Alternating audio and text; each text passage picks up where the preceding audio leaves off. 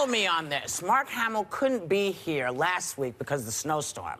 But we had a blast when he stopped in yesterday to talk about some of Luke Skywalker's latest moves in the blockbuster sequel, Star Wars: The Last Jedi.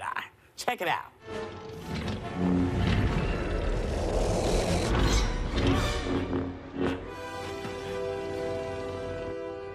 I failed you, Ben.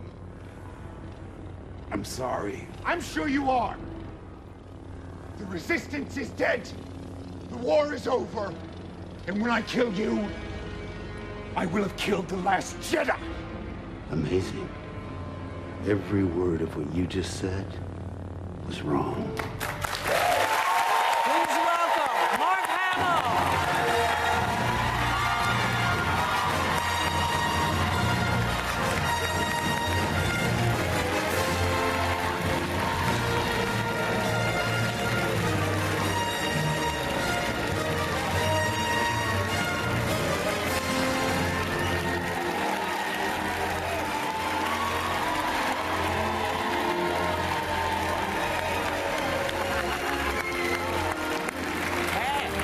Better be good now. That's right, man. That's right. So you were supposed to come see us last week, but the snowstorm sort of got you. And I'm told you got sort of psychic visitations in a funny kind of way from our friend Carrie Fisher. Well, we were in the hotel room in London, and I'd been there for days. Right. I didn't notice it. It was right behind me when you're watching television. And it's hard to describe, but it's a sort of an expressionistic painting. Right. There's a little figure with two. There it is. Oh, buns. Oh, wow. And I thought, she's been looking over at me the whole time. Yeah. But that's the feeling, you know, she's always with us. Everyone really felt that they knew her. Yeah. You know, for young women, I always thought, when I read the screenplay, I said, this is so funny. You know, Han and Luke go to rescue her. Yeah. She takes over her own rescue. Yeah. You call this a plan? She grabs the gun, Yeah. you know, really makes us look like chumps. I thought, this is effortless feminism. Yeah. Because it's not hitting it over the head. She's just so capable. Yes. And she's no damsel in distress. No. She's certainly no shrinking violet. No. And as you know, that was Carrie. She was the nobody like her. Funny, Funny, and she loved being pretty much the only woman on set. Yes. She loved being called Princess Leia. And I used to get on her all the time. I said, well, because you're royalty, you're Hollywood royalty. Your mom was a movie star. Your dad was a recording star, you know. I'm strictly middle class. I was the middle of 7. My dad was in the Navy. So we, you know, I remember, too, when they took us aside and said, okay, now, nobody knows this, but in this episode, you're going to be revealed as brother and sister. And we were sort of shocked. And I thought for a minute, and I said, wait a minute. If Luke is Leia's brother, does that make me royalty? And she went, no! I said, oh, all right. I'm just asking. So possessive of that. It was adamant, no way. Well, one thing that royalty doesn't always have, but you do now, is you received a huge honor this month. You got your star on the Hollywood Walk of Fame. Oh, my God. There it is. And it's right next to a really, really big star, Minnie Mouse. Oh. So prime real estate there. She's been Disney around. royalty. That's right. Well, you know, I mean, I wish I could say it was a dream come true, but I was never, it never even occurred to me. I was just happy to be a working actor. It's not something to say, oh boy, someday I'm going to get that.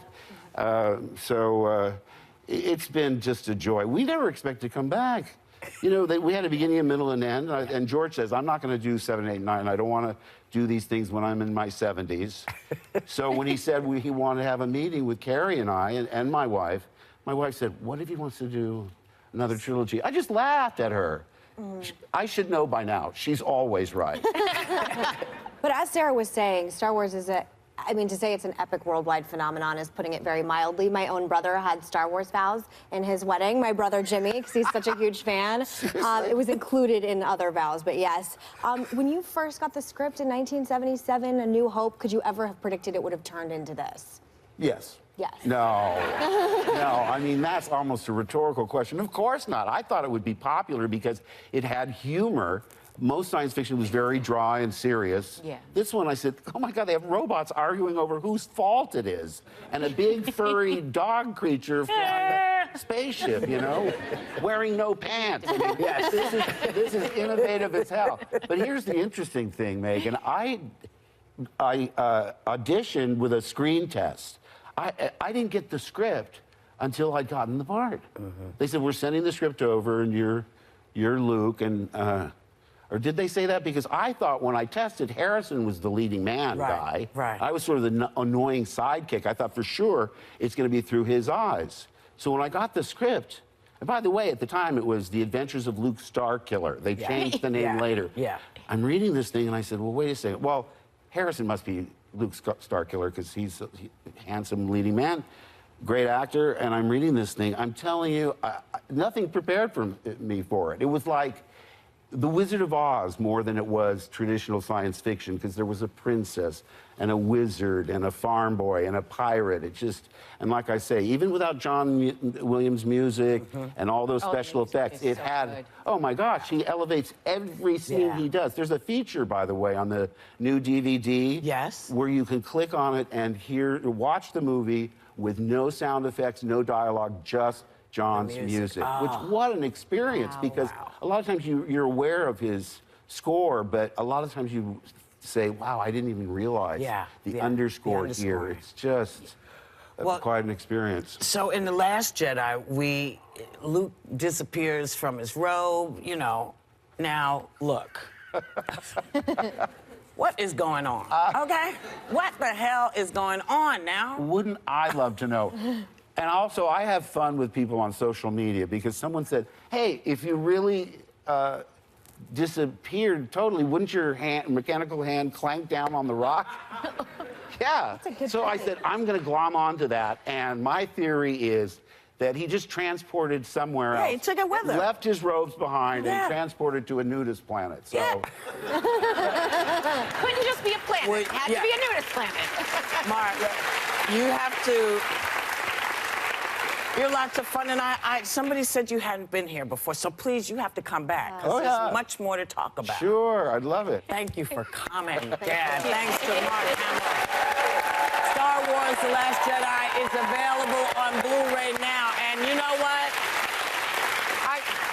You probably want to see it, right, The Last Jedi? You know, you're going to go home with a digital download for the movie. And may the Force be with you.